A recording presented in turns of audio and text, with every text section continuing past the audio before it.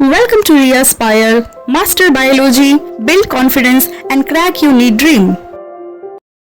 As you all know कि हमने जो है नया सीरीज़ स्टार्ट किया है और उस पर जो है हम एग्जाम्पल्स जो है उसको कंटिन्यू कर रहे हैं। तो एग्जाम्पल्स में सबसे पहले हम यूनिट वाइज जो है सारे चैप्टर जितने भी यूनिट है उनके अंदर जितने भी चैप्टर्स हैं उसको इंक्लूड कर रहे हैं। उसके अंदर जितने भी एनसीईआरटी में या हमारी नीट पे जितने पूछे जाते हैं क्वेश्चन उसको पूरा इंक्लूड किया है मैंने, और हर एक को मैंने जो है पॉइंट वाइज जो है अच्छे से लिखा है।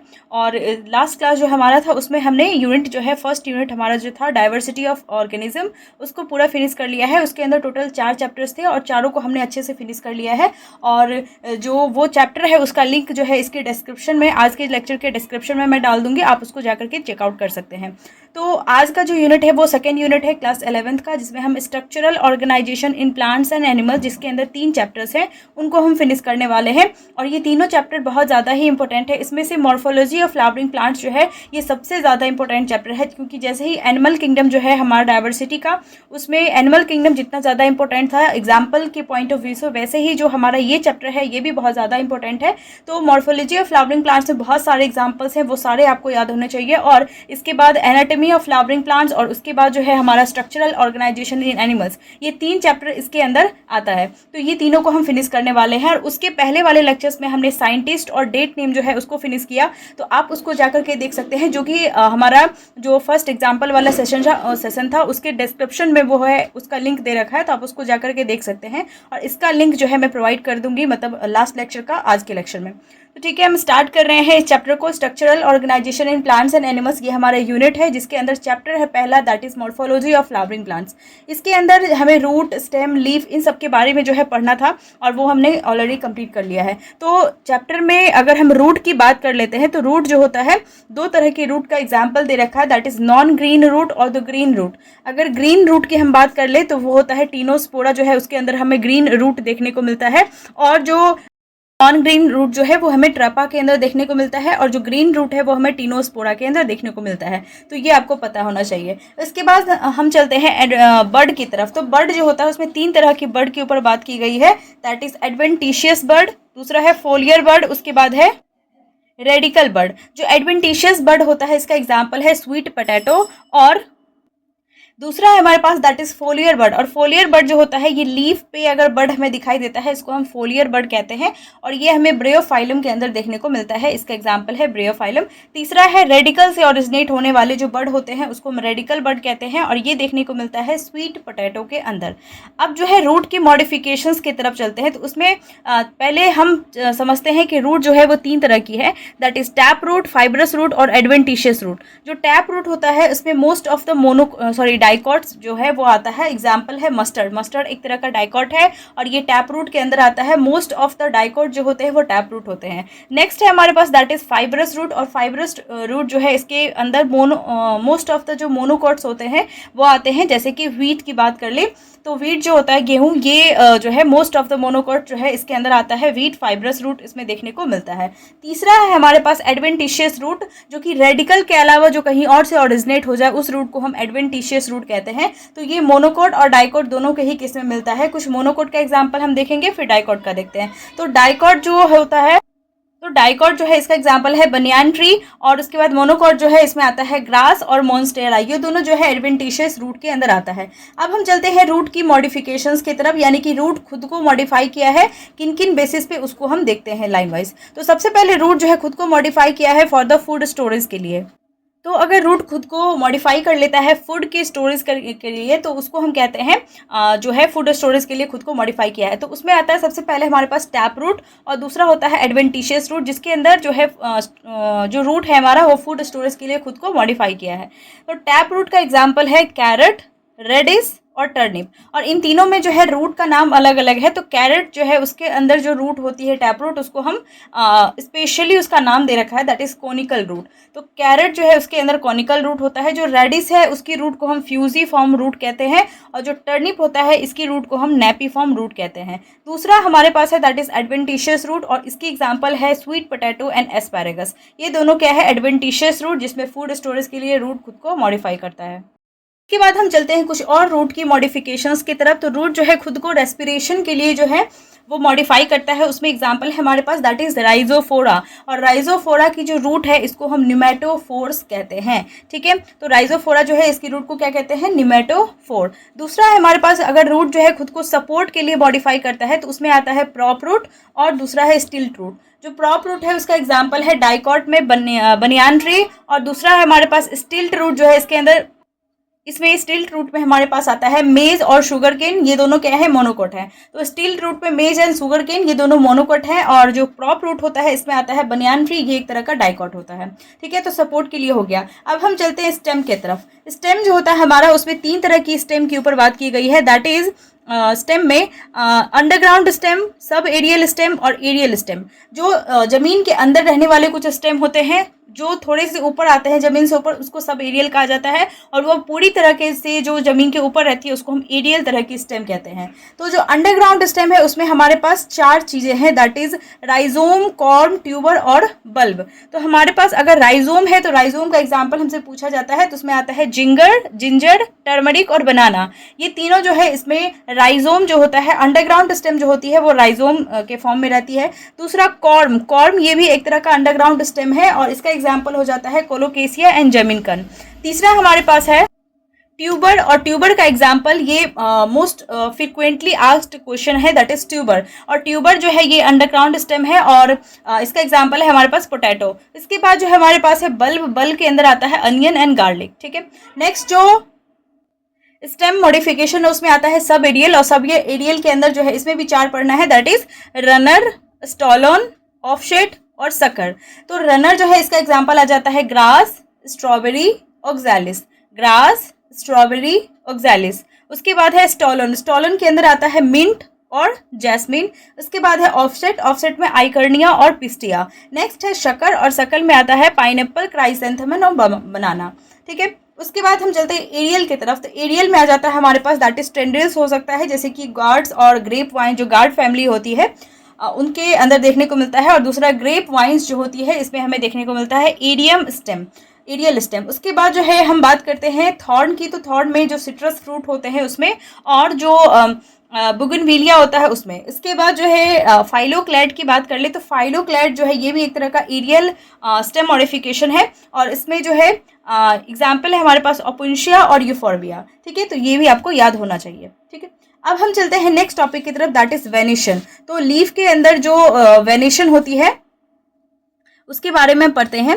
तो ये एक तरह का होता है रेटिकुलेट वेनेशन और एक होता है पैरेलल वेनेशन। जो रेटिकुलेट वेनेशन होता है उसमें मोस्ट डाइकॉट्स प्रेजेंट होते हैं एक्सेप्ट है स्माइलेक्स, ये एक तरह का मोनोकॉट होता है। और फेबेसी, सोलेनेसी और ब्रेसिकेसी, इन तीनों फैमिली का जो है रेटिकुलेट वेनेशन देखने को मिलता है। जो पैरेलल वेनेशन होता है ये मोस्ट ऑफ द मोनोकॉट्स के अंदर देखने को मिलता है, और लिलिएसी फैमिली जो है इसके अंदर हमें पैरेलल वेनेशन देखने को मिलता है।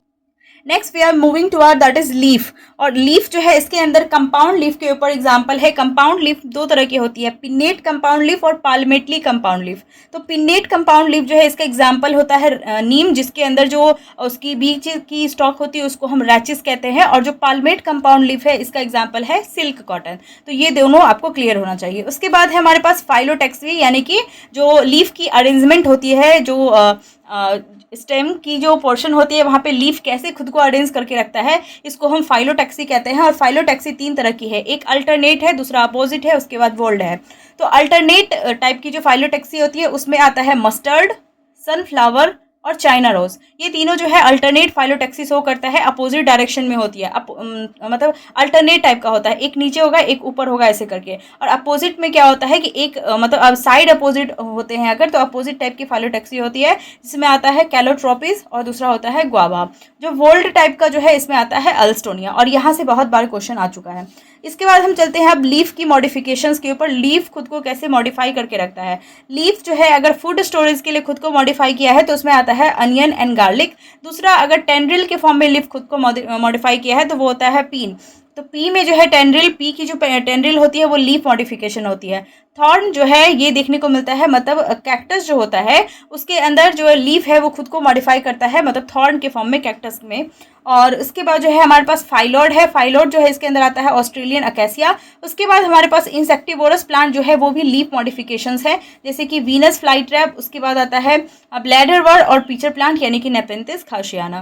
तो ये सारे इंसेक्टिवोरस प्लांट जो है इसमें भी हमें लीफ मॉडिफिकेशंस देखने को मिलता है। इसके बाद देखते हैं एक टॉपिक जहाँ से बहुत बार क्वेश्चन आ चुका है, that is persistent calyx. Persistent calyx जो है ये हमें देखने को मिलता है टोमेटो में, ब्रिंजल में और चिलीज में। तो इन तीनों में जो कैलिक्स होती है उसका ग्रीन वाला पार्ट वो हमें चिली में भी, ब्रिंजल में भी और टोमेटो में भी, इन तीनों में हमें कैलिक्स जो है वो उसके साथ जो है हमें जो वो मैच्योर होता है फ्रूट उसमें जो है हमें देखने को मिलता है। ये परसिस्टेंट कैलिक्स कहते हैं इसको। तो टोमेटो, ब्रिंजल और चिली के अंदर देखने को मिलता है। अब फ्लावर की सिमेट्री के ऊपर बात कर लेते हैं कि फ्लावर किस तरह से सिमेट्रिकल है। तो उसमें अगर एक्टिनोमॉर्फिक सिमेट्री होती है, एक्टिनोमॉर्फिक यानी कि रेडियल सिमेट्री, तो उसमें हमें देखने को मिलता है एग्जांपल डटूरा, मस्टर्ड, चाइना रोज और चिली।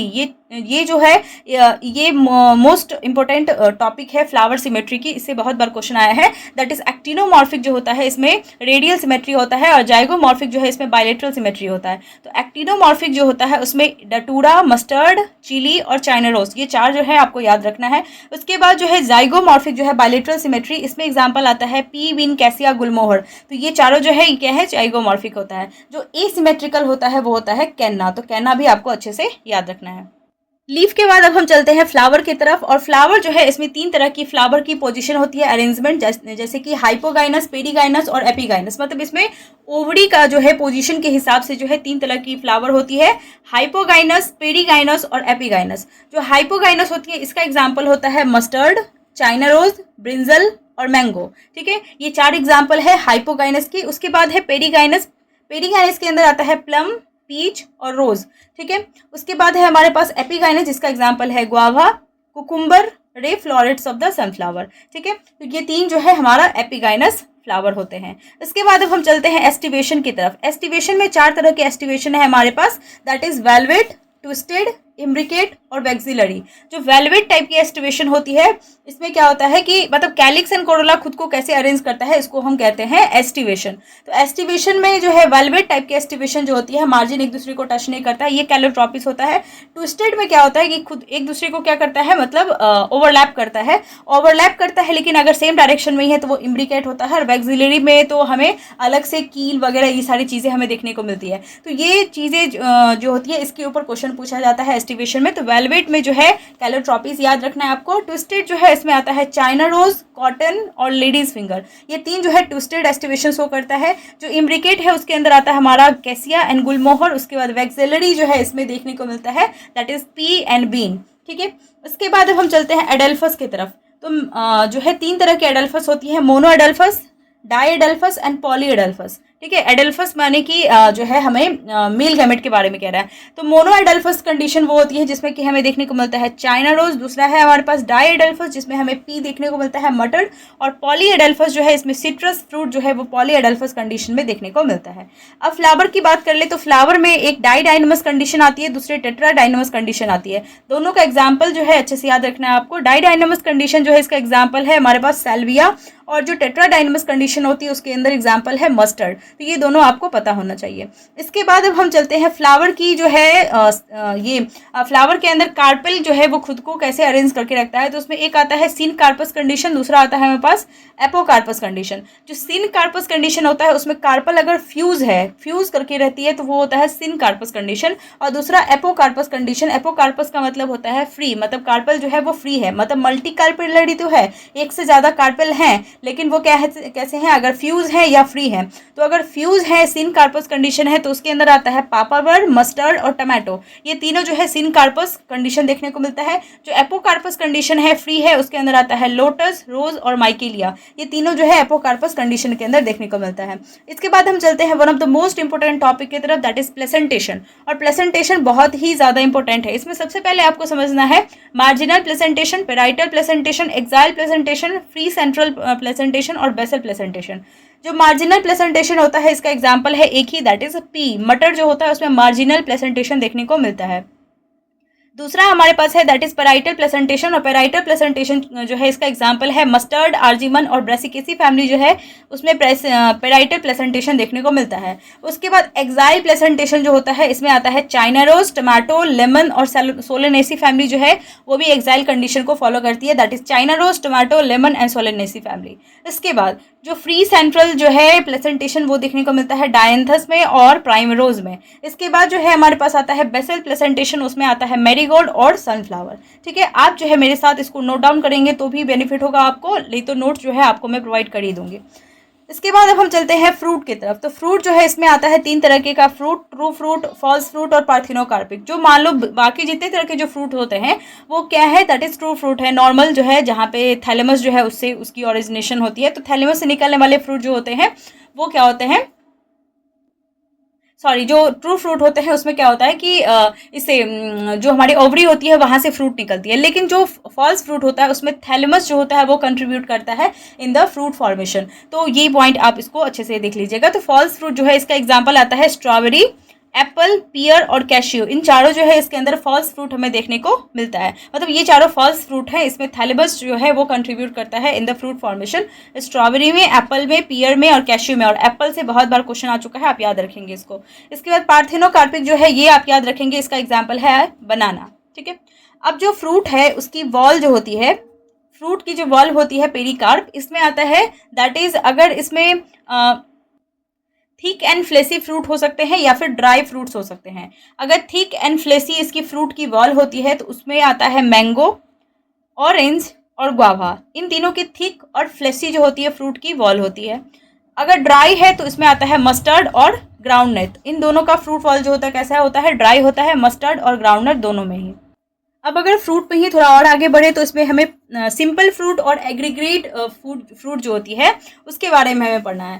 तो सिंपल फ्रूट जो होता है इसमें आता है हमारे पास ड्रूप फ्रूट। जो ड्रूप फ्रूट मैंने आपको बताया था मैंगो एंड कोकोनट, वो सिंपल फ्रूट होते हैं। जो एग्रीगेट फ्रूट होते हैं वो आता है कस्टर्ड एप्पल। इसके बाद जो मैंगो एंड कोकोनट के बारे में थोड़ा हमें पढ़ना है, दैट इज मैंगो और कोकोनट जो है, इसमें मैंगो जो है इसकी जो एपिकार्प होती है वो बहुत ही पतली सी होती है। इसकी जो मीजोकार्प होती है वो एडिबल होती है, खाने लायक होती है। और इसकी भी जो एंडोकार्प होती है वो स्टोनी हार्ड होता है, अंदर की बीज, दैट इज एंडोकार्प। तो मैंगो में ये 3 आपको याद रखना है। वही जो कोकोनट होती है उसमें एपिकार्प एब्सेंट होता है। इसका जो एंडोकार्प होता है वो लेयर्ड होता है। इसका जो मीजोकार्प होता है वो फाइबरस होता है। और इसका जो एंडोकार्प होता है वो कैसा होता है, एडिबल होता है। तो ये आपको याद होना चाहिए। दोनों जो है मोनोकार्पेलरी सुपीरियर ओवरी से ओरिजिनेट होते हैं, मैंगो एंड कोकोनट दोनों ही। इसके बाद अब हम चलते हैं नेक्स्ट टॉपिक की तरफ, दैट इज सीड। और सीड में आपको डाइकॉट सीड और मोनोकॉट सीड के बारे में पढ़ना है। तो डाइकॉट सीड जो होता है इसमें आता है ग्राम और पी।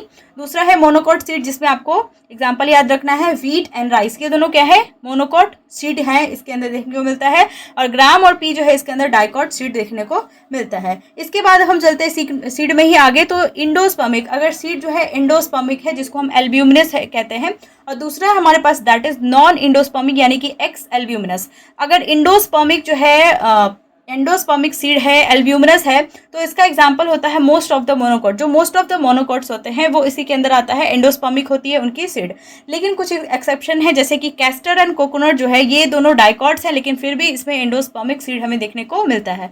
दूसरा हमारे पास है दैट इज नॉन एंडोस्पर्मिक, और जिसको हम एक्स एल्ब्यूमिनस भी कहते हैं। इसमें मोस्ट ऑफ द डाइकॉट्स आते हैं, लेकिन इसका एक्सेप्शन है ऑर्किड जो कि मोनोकॉट है, लेकिन उसमें भी नॉन एंडोस्पर्मिक या फिर एक्स एल्ब्यूमिनस टाइप की सीड हमें देखने को मिलती है।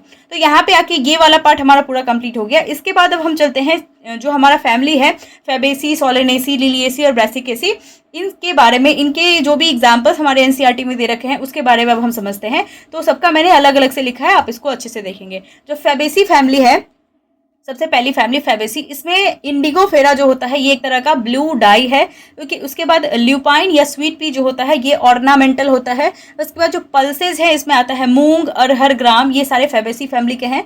ऑयल, एडिबल ऑयल जो है उसमें ग्राउंडनट ऑयल, सोयाबीन ऑयल, ये सारे भी फैबेसी हैं। उसके बाद ट्राइफोलियम और सस्बानिया, ये दोनों क्या है, फॉडर है। मिलेटी एक तरह का मेडिसिन है, दवाई है। सनहेम्प जो है ये एक तरह का फाइबर है। इसके बाद अब हम चलते हैं सोलेनेसी फैमिली की तरफ। तो सोलेनेसी फैमिली जो है इसमें आता है टोमेटो, पोटैटो, ये सारे जो होते हैं टोमेटो, पोटैटो वगैरह, ये फूड सोर्सेज होते हैं। और ये क्या है, एक तरह का सोलेनेसी फैमिली कैसे हैं। उसके बाद बेलाडोना, अश्वगंधा, ये दोनों क्या है, मेडिसिन है। उसके अंदर फैबेसी के अंदर जो मेडिसिन है वो मुलेठी है, लेकिन सोलेनेसी के अंदर जो मेडिसिन है वो है बेलाडोना और अश्वगंधा।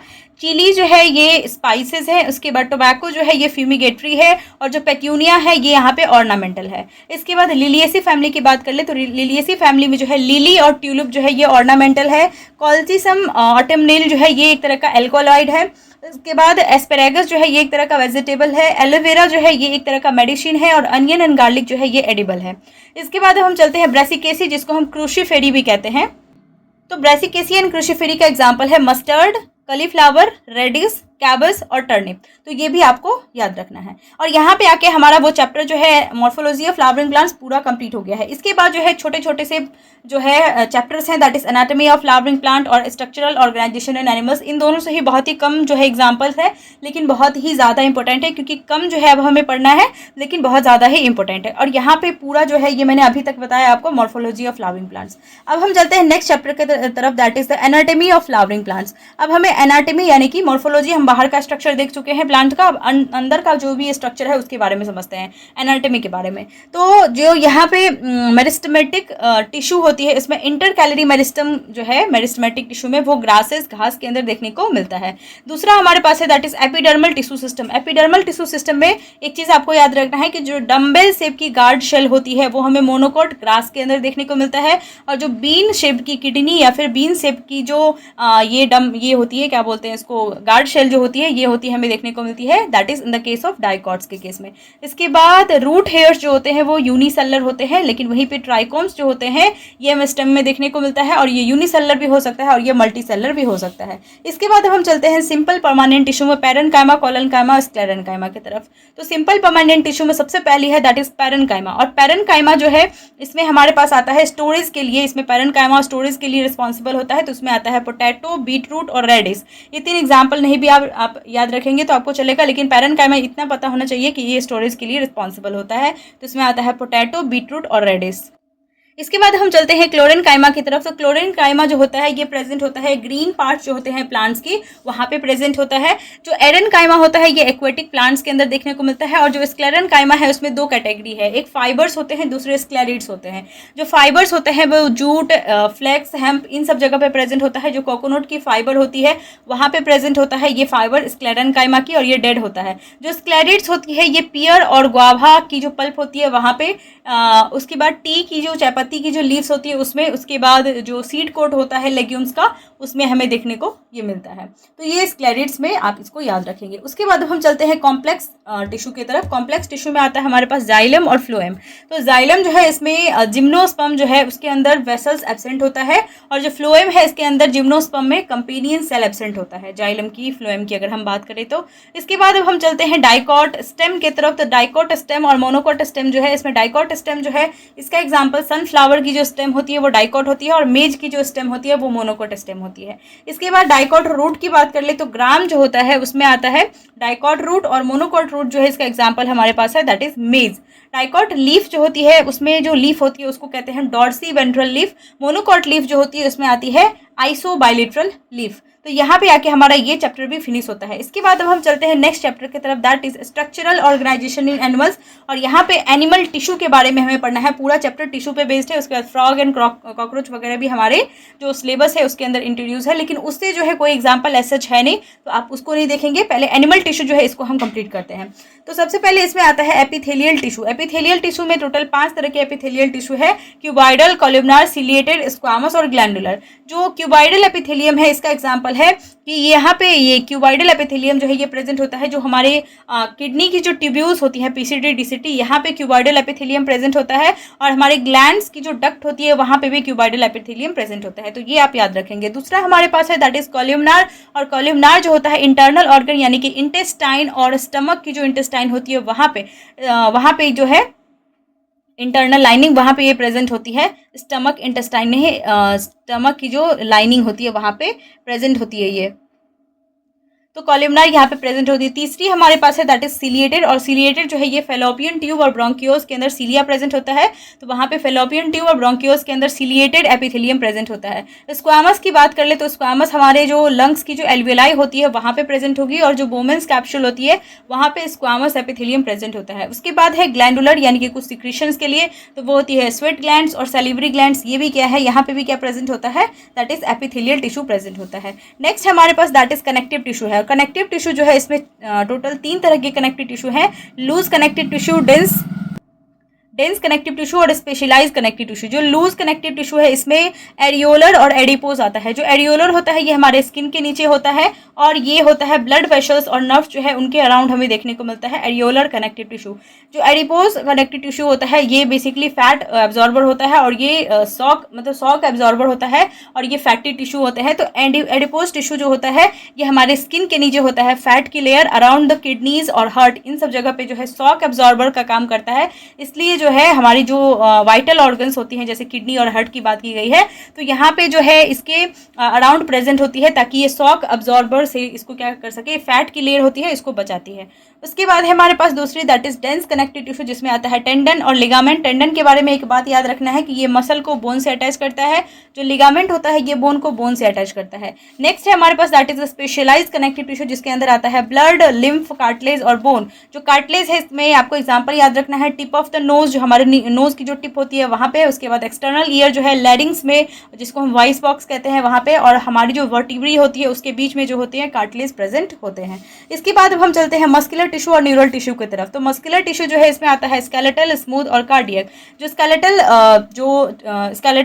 मसल होता है इसमें ये अटैच होता है हमारे बोन्स वगैरह, जितने भी बोन्स होते हैं वहाँ पे स्केलेटल टिश्यू प्रेजेंट होता है, और जो है वॉलंटरी कंट्रोल में रहता है। स्मूथ मसल जो होता है इनवॉलंटरी होता है, और कार्डियक मसल ये भी इनवॉलंटरी होता है, हमारे कंट्रोल में नहीं होता है।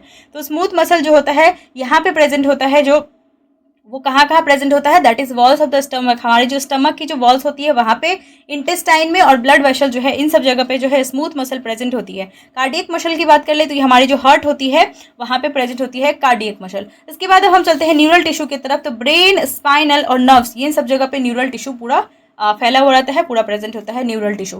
ठीक है, और यहाँ पे आके हमारा ये चैप्टर भी फिनिश होता है। इसके बाद जो है हम नेक्स्ट यूनिट जो है उसको हम स्टार्ट करेंगे, और ये दोनों यूनिट हमारा कंप्लीट हो गया है। टोटल जो है 4, 3, 7 चैप्टर हमारे ऑलरेडी कंप्लीट हो गए हैं। तो आप इसको जाकर के देख लीजिए। लास्ट लेक्चर का जो है लिंक मैं आज के लेक्चर में ये लिंक जो है डिस्क्रिप्शन में डाल दूंगी, आप उसको जाकर के देख सकते हैं। और हैंड रिटन नोट्स के लिए आप इंस्टाग्राम, टेलीग्राम से जुड़ जाइए, आपको मिल जाएगा। और तब तक के लिए stay tuned, stay healthy and thank you.